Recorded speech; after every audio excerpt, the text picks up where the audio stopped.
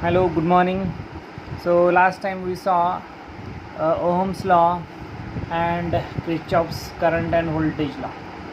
So in KCL, so there is a common node and there are too many branches meet at a one point that is called as a node.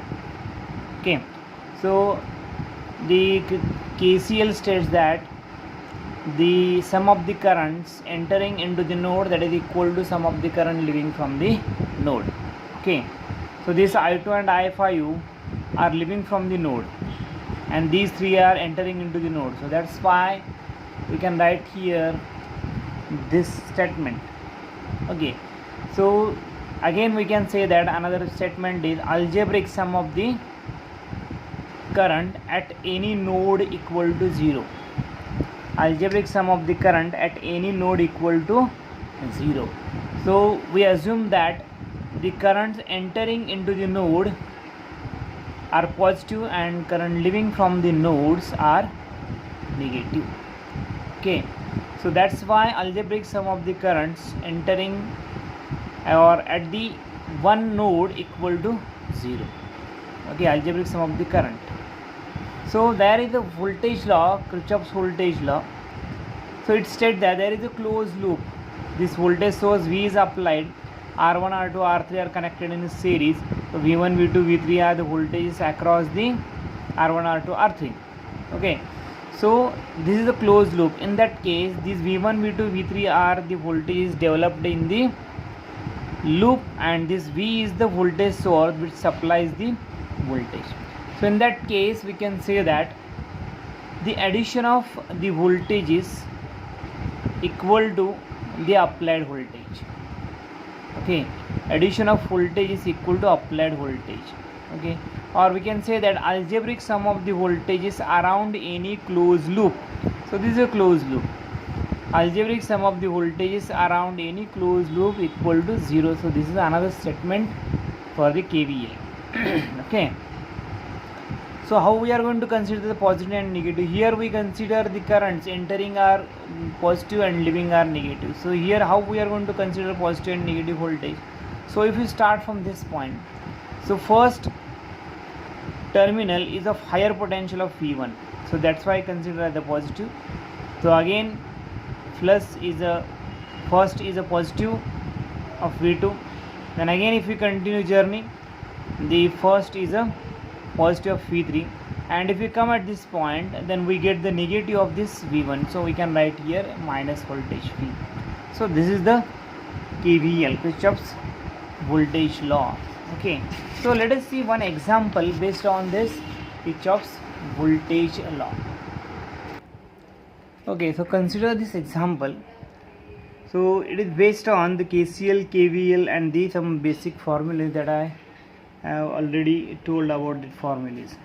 Okay, so the problem is with this, find the total effective resistance. Okay, so first problem is find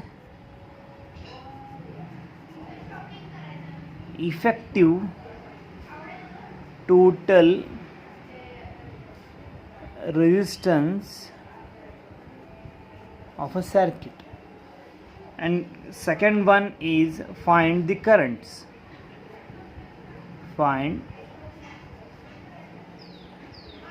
the currents. Okay, so find it all currents. So this is the main current, say you can say IT, it is total current, and at this point according to Kirchhoff's current law it is divided in two parts, say I1 and I2. I1 is the current through the R1 and I2 is the current through the R2. So just we are going to find out the total resistance of the circuit and these three currents. Okay, it is a simple thing. So already I gave the formula for the to find how we are going to find out the total resistance. Okay, so the total resistance is these two resistors are connected in a parallel. So we can write total resistance in this form like 1 by RT. RT is the total resistance, that is equal to 1 by R1 plus 1 by R2. Okay, or you can directly use the formula After solving, RT equal to R1 R2 divided by R1 plus R2. So this is the formula. So if we use this one, 12K into 12K divided by 12K plus 12K, that is 24K. So by solving this, we get this is equal to 6 kilo ohm. So K and K, it becomes K square. So this K and this one of the K get cancelled, so we get only 1K. So 6 kilo ohm is the total resistance. Okay, so now we are going to find the total current, that is say IT. So here in this circuit, we know the total resistance of the circuit and the applied voltage. Okay, so we can easily find by using Ohm's law. Okay, so by using Ohm's law, we can easily find out the total current. Total resistance is 6 kilo ohm and 12 volt is applied voltage. Then we can find this IT equal to V by RT. So V is 12 volt and resistance is 6 kilo ohm. Okay, and then we get 12 volt divided by 6 into K means 10 raised to 3 ohm. So we get here 2, here 10 raised to 3 is in denominator. When it goes into numerator, it becomes 10 raised to minus 3, and V by ohm is the ampere unit. Okay, so it becomes 2 then it becomes, so this is a total resistance is 6 kilo ohm. Okay, correct. Then it becomes 2 milliampere is the current, that is a total current. Okay, now the current through R1, so it is I1. How we are going to find this I1? So we know the voltage across the R1 is 12 volt. Then we can easily find out the current by using Ohm's law. So I1 equal to V divided by R1, ampere. So therefore V is 12 volt divided by 12 kilo ohm, so we get 1. Okay, so K is 10 raised to 3, numerator mein it becomes 10 raised to minus 3 ampere, so therefore it becomes 1 milliampere. So now we are going to find out the current, say I2, which is the current through R1. So by using Kirchhoff's current law, so you can, by using the same method you can find, but we use here Kirchhoff's current law. Okay, current law, KCL. So here I1 IT equal to I1 plus I2. So here IT is 2 milliampere, I1 is 1 milliampere. So therefore I2 equal to 1 milliampere. Okay, so this is the simple problem based on Kirchhoff's current law and some basic formulas. So there are some theorems which are used to simplify the equations. Okay, so there are some theorems used in the electrical circuit to simplify them by using these theorems. Okay, if the circuit is more complex and contains many sources, then network theorems are very important.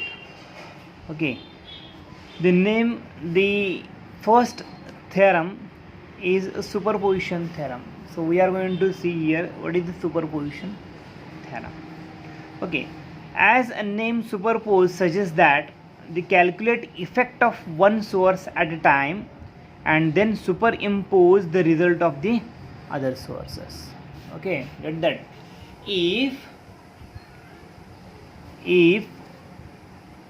there are more than one sources or voltage sources in the circuit, in that case, according to the name superposition, okay, the superimpose suggests that the calculate effect of one source at a time. Okay, that means there are 2-3 different sources connected in a circuit. In that case, just you have to calculate the effect of one source at a time and then superimpose or to add. Superimpose means just you are going to add the result of the other sources. Okay, so at a time you have to find the effect of one source. Similarly, for every source you have to find the effect and then add the effect. Okay, that is known as superposition theorem. The superposition theorem exact statement is like this. Okay, so the exact statement of this superposition theorem is, in a network containing 2 or more sources, the current or voltage for any component is the algebraic sum of the result produced by each source acting individual source and other are replaced by a short or internal impedance or resistance. So the statement is like this: if the network containing more than 2 voltage sources, then the current or voltage for any component means the whatever the resistors used in the circuit, okay, for any component, then we are going to find out the voltage or current for that component is algebraic sum of the result. What it means, algebraic sum of the results? Algebraic sum of the result means when each source is connected as an individual voltage source. In that case, just we have to find out the voltage and current for that particular component, and you are going to add that to get the result at the current result at that particular component. Okay, that is the current or voltage. So this is the superposition theorem, and when we are going to find the result of each source, then at that time the remaining other sources are replaced by a short circuit. Just you have to use a short at that particular voltage source, or if there is some internal resistance of that circuit, so this is the extra additional point. Okay, if there is some internal resistance of that voltage source, then you have to use that one only. Okay, so if you don't understand this point, then no problem, just up to this you have to use it. So just we are going to find out the result for the particular component for each voltage source. At the time the remaining voltage source are replaced by a short circuit, or if there is the internal resistance, then use in place of that voltage source. Okay, so superposition theorem, once again I am going to explain this. So in a network containing 2 or more voltage sources, the current or voltage for any component is the algebraic sum of the result produced by each source acting individually. Acting individual means the source acts like a individual source connected in the circuit. Okay, acting individual source, and the other are replaced by a short. Okay, at a time only we treat that at a time only one source is connected and remaining are the shorted. So let us see the explanation.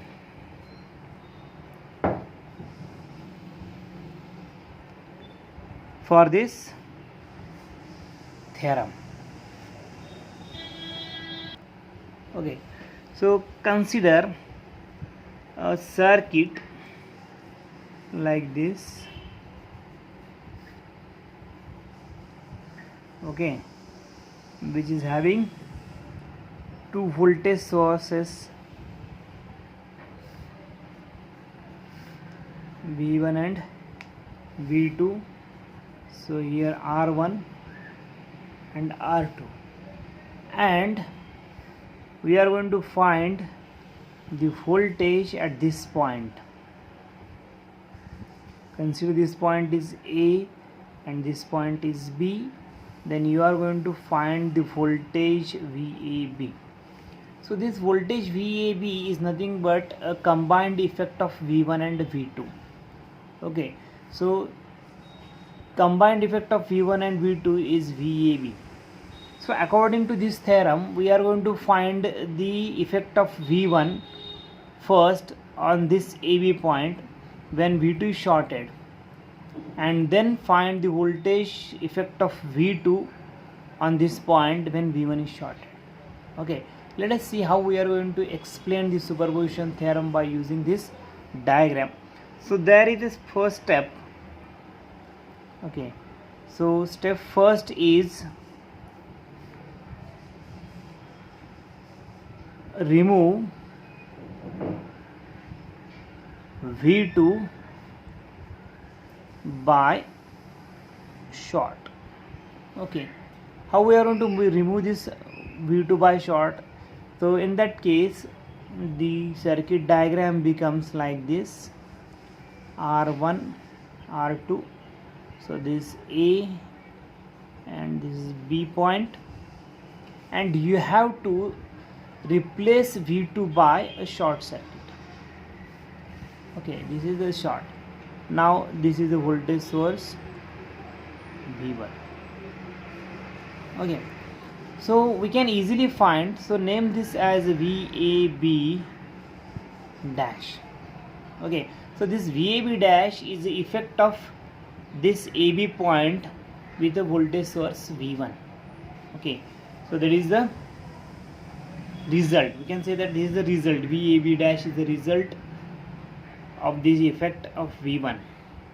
Okay, so just we are going to modify this circuit. So this circuit is like this.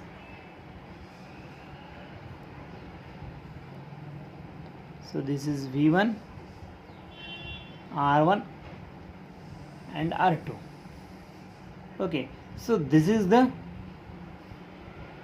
circuit.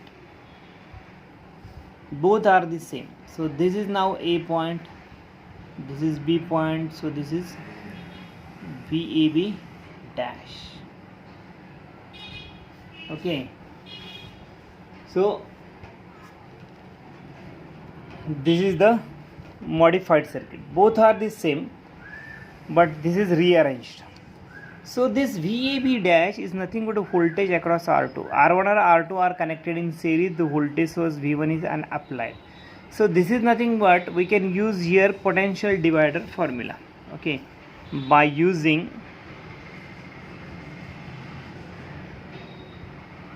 potential divider formula. Okay, so this potential divider formula is given by, so VAB dash equal to R2 divided by R1 plus R2 into applied voltage V1. So this is nothing but a potential divider formula. So this is the voltage. So VAB dash is the voltage effect of V1. Then step 2.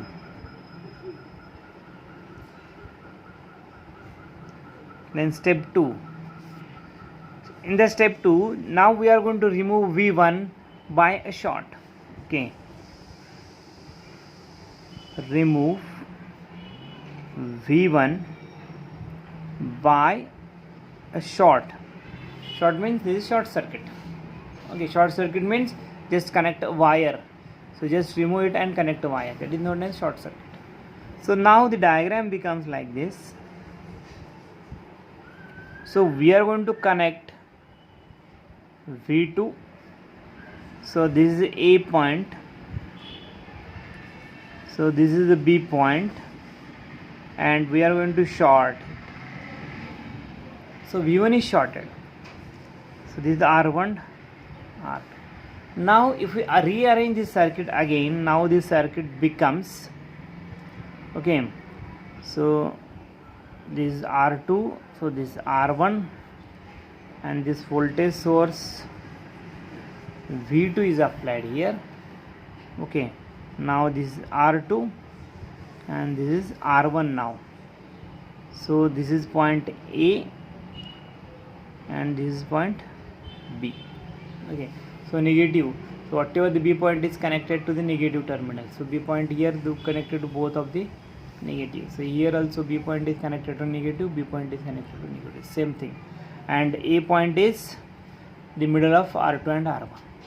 So here now the voltage across this VAB is known as VAB double dash. Okay, we name that VAB double dash. So now VAB double dash equal to, so by using again potential divider formula. Okay, so this VAB double dash is the voltage drop across, so R1, so you have to write R1 divided by R1 plus R2. Okay, so the voltage across which resistor, so that resistor you have to write in the numerator here. So here also this voltage across R2, so you have to write R2 in the numerator into applied voltage V2. So this is R1 divided by R1 plus R2 into V2. So by using potential divider formula, potential divider or voltage divider, both are same. Okay, so by using potential divider formula. So then in step 3, so this is step 3, this is the final step. Okay, so what we have did up to this, so just we find the effect of V1 on point AB, then find effect of V2 on point A and B, that is VAB double dash. So now according to this theorem, what it state, okay, it is a so here where is that algebraic sum. Okay, so component is the algebraic sum of the result. What is the result? Result is VAB dash and VAB double dash. So this is nothing but the voltage across the point AB, that is VAB. So VAB is a voltage when both the voltage sources are connected. Okay, VAB is the voltage when both the voltage sources are connected. So VAB equal to simply algebraic addition of VAB dash plus VAB double dash. So this is nothing but the state and explain of superposition theorem. Okay, so this is the explanation and this is the statement. Okay, so you can copy, this is the notes on superposition theorem, nothing but, there is nothing more than this. So this is the statement. Okay,